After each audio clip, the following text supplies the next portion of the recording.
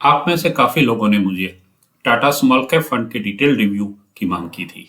तो चलिए, आज हम इस वीडियो का डिटेल रिव्यू करते हैं और देखते हैं कि हमें इस फंड में इन्वेस्ट करना चाहिए या नहीं। और अगर ऑलरेडी हमने इन्वेस्ट किया हुआ है तो इन्वेस्टेड रहना चाहिए या किसी और फंड में स्विच कर जाना चाहिए। तो कृपया अंत तक वीडियो में बने रहिए। हेलो फ्रेंड्स, मेरा नाम धवल है और मेरी चैनल DIY फाइनेंस में आपका स्वागत है। आप सभी से रिक्वेस्ट है, अगर आपको वीडियो पसंद आती है तो वीडियो को लाइक और शेयर ज़रूर करें और अभी तक आपने मेरी चैनल को सब्सक्राइब नहीं किया है तो सब्सक्राइब भी ज़रूर करें। आपके लाइक और शेयर करने से हमें काफ़ी मोटिवेशन मिलता है और ये वीडियो ज़्यादा लोगों तक पहुंचती है। तो चलिए वीडियो शुरू करते हैं। आप सभी जानते हैं कि टाटा स्मॉल कैप फंड एक स्मॉल कैप कैटेगरी का फंड है। यहाँ हम सिर्फ डायरेक्ट प्लान्स के डेटा को ही एनालाइज करेंगे। तो स्टार्ट करते हैं बेसिक डिटेल, जैसे AUM। AUM माने टोटल एसेट अंडर मैनेजमेंट, जो यहाँ पे है 3100 करोड़ के करीब, जो एक स्मॉल कैप फंड के लिए ठीक ही है। एक्सपेंस रेशियो है 0.27%, जो अपने कैटेगरी के फंड के मुकाबले थोड़ा कम ही है। बेंचमार्क इंडेक्स यानी जिस रेफरेंस के साथ स्कीम को कंपेयर किया जाता है वो है निफ्टी स्मॉल कैप 250 TRI। तो अब सेक्टर वाइज एलोकेशन देखते हैं। ग्राफ को देखने से पता चलता है कि फंड का इन्वेस्टमेंट सर्विस सेक्टर में सबसे ज़्यादा 15% के करीब है, जबकि फाइनेंस में 13% और कैपिटल गुड्स में 12% के करीब है, जबकि केमिकल्स में 9% और मटेरियल्स में 7% है। यहाँ पे टेक्नोलॉजी सेक्टर में इन्वेस्टमेंट 1% से भी कम है, मानो ना के बराबर ही है। और बेंचमार्क के कंपैरिजन में इस फंड का सेक्टर वाइज एलोकेशन थोड़ा अलग है, स्पेशली टेक्नोलॉजी और सर्विस सेक्टर में। तो अब देखते हैं टॉप होल्डिंग्स और portfolio allocation. IDFC, DCB bank और UTI asset management financial sectors के मेन स्टॉक्स है, जबकि रेडिंगटन, ऑल कार्गो लॉजिस्टिक और Gujarat Pipavav port service sector के मेन स्टॉक्स है। होंडा इंडिया पावर और Kirloskar pneumatics capital good sector के कुछ मुख्य स्टॉक्स है।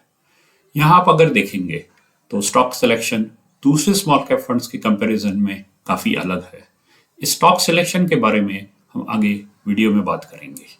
पोर्टफोलियो एलोकेशन देखने पे ये स्पष्ट है कि स्मॉल कैप शेयर्स पोर्टफोलियो का लगभग 64% हिस्सा बनता है, जबकि मिड कैप शेयर्स पोर्टफोलियो का लगभग 33% हिस्सा है और बाकी लगभग 3% एलोकेशन लार्ज कैप शेयर्स को है। इस तरह का एलोकेशन लंबे समय में थोड़ा ज़्यादा रिस्क लेके अच्छे रिटर्न्स देने की क्षमता रखता है। अगर हम देखें तो फंड ने अपने टोटल AUM का 85% इक्विटी में इन्वेस्ट किया हुआ है, जबकि 40% से भी ज़्यादा पैसा कैश में रखा हुआ है। जनरली इतना ज़्यादा कैश ओवरऑल फंड के रिटर्न्स को अफेक्ट कर सकता है।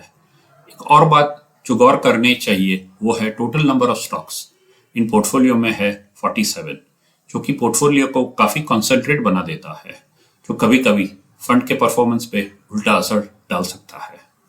तो अब देखते हैं फंड मैनेजर्स के बारे में। मिस्टर चंद्र प्रकाश पडियार अक्टूबर 2018 से इस फंड के फंड मैनेजर है और इतने सालों से फंड को अच्छी तरह मैनेज कर रहा है। मिस्टर चंद्र प्रकाश पडियार को मिस्टर सतीश चंद्र मिश्रा ने नवंबर 2019 में ज्वाइन किया है और हम आशा करते हैं कि ये दोनों फंड मैनेजर्स आगे भी इस फंड को इसी तरह मैनेज करते रहे। इस तरह एक ही स्कीम से लंबे वक्त तक फंड मैनेजर का जुड़े रहना फंड के लिए काफ़ी फायदेमंद होता है।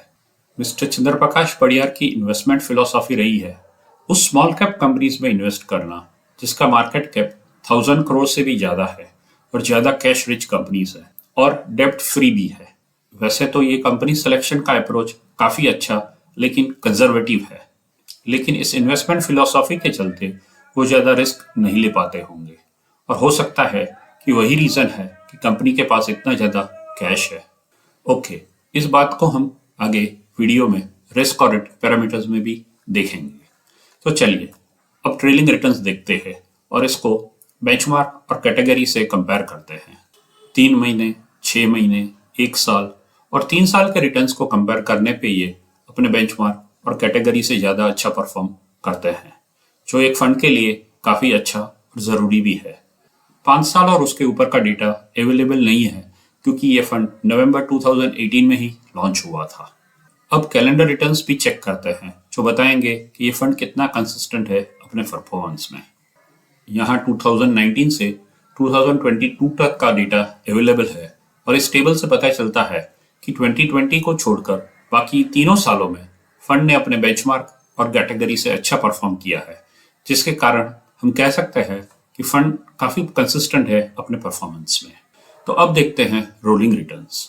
3 साल और 1 साल के रोलिंग रिटर्न्स को देखने से पता चलता है कि 3 साल के पीरियड में ये फंड ने अपने बेंचमार्क को 100% बीट किया है, जबकि 1 साल के पीरियड के लिए ये फंड अपने बेंचमार्क को 87% बीट कर पाता है।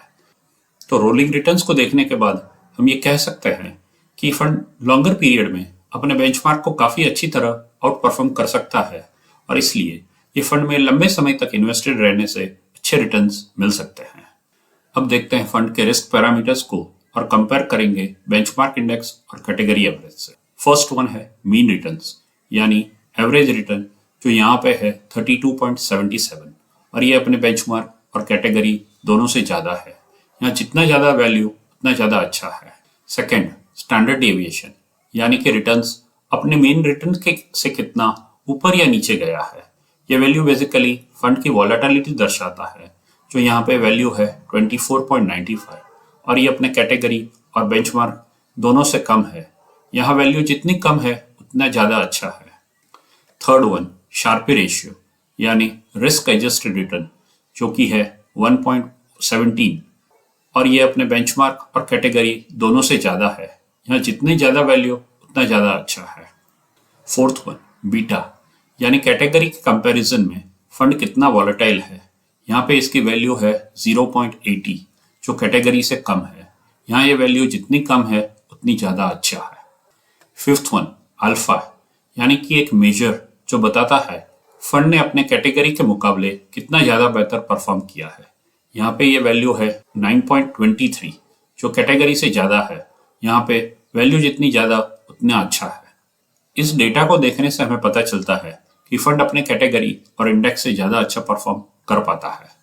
अब हम अपसाइड और डाउनसाइड कैप्चर रेशियोज देखते हैं। अपसाइड कैप्चर रेशियो यह दर्शाता है कि फंड ने अपने इंडेक्स के कंपैरिजन में कितना ज्यादा अच्छा रिटर्न दिया है जब इंडेक्स ऊपर की तरफ बढ़ा था। यहाँ पे वैल्यू है 93, जो कि दर्शाती है कि फंड ने 7% कम रिटर्न दिया था। यहाँ जितनी वैल्यू ज्यादा है उतनी अच्छा है और जनरली ये वैल्यू 100 के ऊपर होनी चाहिए। डाउनसाइड रेशियो ये दर्शाता है कि फंड ने अपने इंडेक्स के कंपैरिजन में कितना कम रिटर्न दिया था जब इंडेक्स नीचे की तरफ गया था। यहाँ पे ये वैल्यू 72 है, जो दर्शाती है कि फंड 72% कम नीचे गया था इंडेक्स के कंपैरिजन में। यहाँ पे वैल्यू जितनी कम है उतना ज्यादा अच्छा है। इस डेटा को देखने से पता चलता है कि फंड का डाउनसाइड प्रोटेक्शन अच्छा है, लेकिन अपसाइड कैप्चर रेशियो ठीक नहीं है। अब रिस्क टू रिटर्न ग्राफ देखते हैं। यहाँ एक्स एक्सिस पे स्टैंडर्ड डेविएशन है और वाई एक्सिस पे टोटल रिटर्न्स है। ग्राफ को देखने से पता चलता है कि फंड ने अपनी कैटेगरी और इंडेक्स दोनों से ज्यादा रिटर्न दिया है, लेकिन अपनी कैटेगरी से कम वॉलेटाइल है, परंतु अपने इंडेक्स से ज्यादा वॉलेटाइल है। अब तक के डेटा को देखने से पता चलता है कि फंड के रिटर्न्स अपने बेंचमार्क से अच्छे हैं और रिस्क रेशियोज भी अच्छे हैं, तो ये फंड बेस्ट परफॉर्मिंग फंड क्यों नहीं है। इस टॉपिक को हम आगे न्यू इन्वेस्टर्स को क्या करना चाहिए कैटेगरी में विस्तार से चर्चा करेंगे। तो अब देखते हैं कि इन्वेस्टर्स को क्या करना चाहिए। First, existing investors. ऐसे तो ये फंड का परफॉर्मेंस अच्छा है और अगर आप इन्वेस्टेड है और फंड के परफॉर्मेंस से खुश है तो आप कंटिन्यू कर सकते हैं और कोई भी एंगल से ये फंड खराब या अंडर परफॉर्मिंग फंड नहीं है। नए इन्वेस्टर्स जो इन्वेस्टमेंट शुरू करना चाहते हैं उसके लिए मैं एक बात कहूंगा कि हम स्मॉल कैप फंड्स में इन्वेस्ट करते हैं ज्यादा रिटर्न्स के लिए, ये जानते हुए कि स्मॉल कैप्स रिस्की है। तो स्मॉल कैप फंड का एम होना चाहिए हाई रिटर्न्स, थोड़ा ज्यादा रिस्क लेकर भी। यहाँ फंड की प्रायोरिटी रिटर्न्स होनी चाहिए, ना कि रिस्क। और जैसे यहाँ फंड की स्ट्रेटजी रही है, मुझे नहीं लगता कि फंड ऐसा कर रहा है। शायद यही रीजन है कि वैल्यू रिसर्च जैसी रेटिंग एजेंसी ने भी फंड को 3 स्टार रेटिंग दी है। यहाँ मैं सजेस्ट करूंगा कि अगर आप थोड़ा ज्यादा रिस्क लेने के लिए तैयार है, इस फंड के बजाय क्वांट स्मॉल कैप फंड के साथ जा सकते हैं। इस चार्ट में मैंने टाटा और क्वांट स्मॉल कैप फंड के रिटर्न्स और रिस्क को कंपेयर किया है। यहाँ मैं फिर से दोहराना चाहूंगा कि टाटा स्मॉल कैप फंड कोई बुरा फंड नहीं है, लेकिन कौन स्मॉल कैप फंड का परफॉर्मेंस उससे बेहतर है? जरूर है, लेकिन ये बेहतर प्रदर्शन थोड़ी ज्यादा वोलेटिलिटी के साथ भी आता है।